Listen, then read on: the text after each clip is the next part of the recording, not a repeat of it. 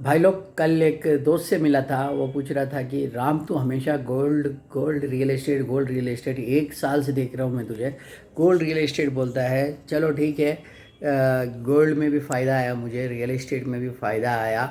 पर अब मुझे ये बात बता कि इसके अलावा इससे भी बेटर बेटर इन्वेस्टमेंट्स है या क्या करें या। तो फिर मैं बोला कि चलो ठीक है भाई, तू मुझे ये बता कि तेरा रिक्वायरमेंट क्या है। वो बोला कि देखो, मेरे को जनरेशनल वेल्थ डेवलप करना है और मुझे ऐसे पैसे कमाना है जो कि मेरे इसमें काम आ सके, और लॉन्ग टर्म रहना और शॉर्ट शॉर्ट रहना। तो मैं बोला भाई, इसके और दो इन्वेस्टमेंट्स है जो गोल्ड और रियल एस्टेट से भी बेटर है। बहुत सारे लोग इग्नोर करते हैं क्योंकि वो यहाँ तक ही नहीं पहुँच पाते, तो इसीलिए आगे वो प्रायोरिटाइज नहीं कर पाते। तो भाई लोग, आज यही चीज़ देखेंगे ये वीडियो में, तो गोल्ड और रियल एस्टेट से भी बेटर इन्वेस्टमेंट जो है, जिसने गोल्ड और रियल एस्टेट ले लिया उसको आगे क्या करना चाहिए, राइट। तो यही चीज़ है, इस बार डिस्कस करेंगे। तो देखो भाई लोग, मैं महाभारत का एक श्लोका से स्टार्ट करूँगा तो आपको समझ में आएगा। ये वीडियो पूरा देखना भाई लोग, नहीं तो आपको आधा समझ में नहीं आएगा। ये पूरा वीडियो देखना ज़रूर। तो देखो, महाभारत में भीष्म पितामह जो है, वो उसका ट्रेनिंग हो जाता है और वो जाने के बाद राजा भरत के पास जाता है और राजा भरत उसको एक इंटरव्यू लेता है। तो इंटरव्यू में फर्स्ट क्वेश्चन होता है, एक ही क्वेश्चन पूछता है, उससे इंटरव्यू क्लोज हो जाता है। तो फर्स्ट क्वेश्चन पूछता है कि तूने क्या सीखा ये बता।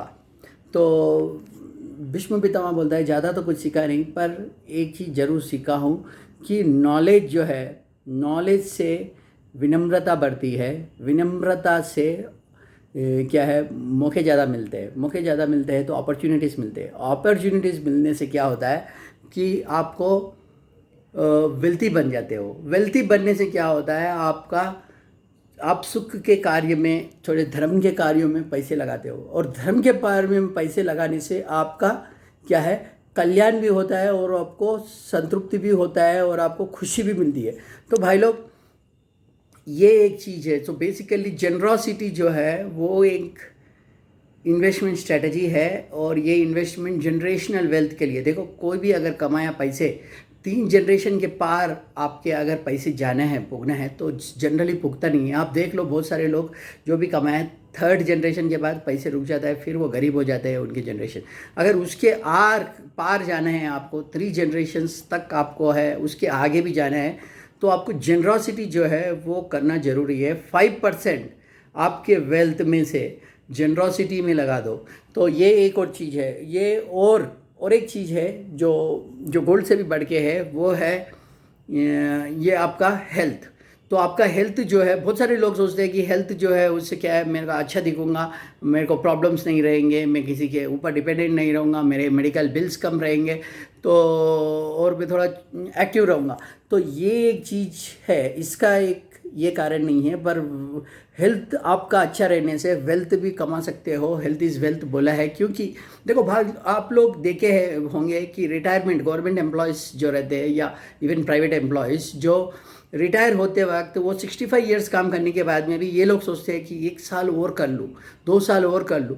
वो लोग मरते हैं वो 2 साल एक्स्ट्रा करने के लिए। देखो, कभी भी क्यों होता है वैसे, क्यों करते हैं, क्योंकि उनको मालूम है अगर 1 साल मैंने ज़्यादा कर लिया काम, तो जो फर्स्ट के मैंने 20 ईयर्स जितना एफर्ट डाला है वो सब मुझे 1 साल में मिल जाएगा, ये एक एक्स्ट्रा साल।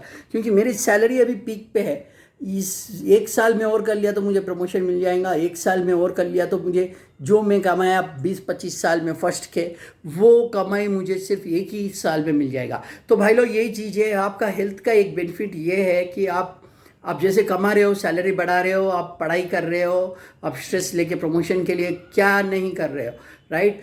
पर अगर आप अपनी हेल्थ अच्छा रख के 1 साल और ज़्यादा काम कर ले, कि वैसे योग्य बना ले आपको कि आप 1 साल ज़्यादा काम कर ले या 2 साल ज़्यादा काम कर ले, आपने जो बहुत सारा धन जो कमाया है, वेल्थ कमाया है, वो आप लास्ट 2 ईयर्स में पीक टाइम पे बहुत सारा कमा सकते हो। ये एक रिटायरमेंट प्लानिंग है। बहुत सारे लोग एनपीएस में, एलआईसीस में, इस सब चीज़ में डालते हो। आप हेल्थ में भी डालना एक रिटायरमेंट प्लानिंग है भाई लोग, क्योंकि इसमें आपका जो सर्विस है वो एक्सटेंड हो जाएगा हेल्थ के वजह से। तो बहुत सारे लोग जो भी रिटायर होते हैं हेल्थ के प्रॉब्लम से, लास्ट में रिटायर हो जाते हैं, या उनको वो एक्सटेंड करने नहीं पाते। तो यही चीज़ है भाई लोग, ये एक हेल्थ है। तो हेल्थ और जनरॉसिटी ये गोल्ड से भी ऊपर है। 5% आपका वेल्थ में इस दोनों चीज़ों में डाल दो, 2.5% डाल दो, आपका कल्याण निश्चित है। तो अब इससे भी बढ़ के क्या है? वो बोला चलो ठीक है, मैं अगर ऐसे कर लिया, इससे भी बढ़ के क्या है?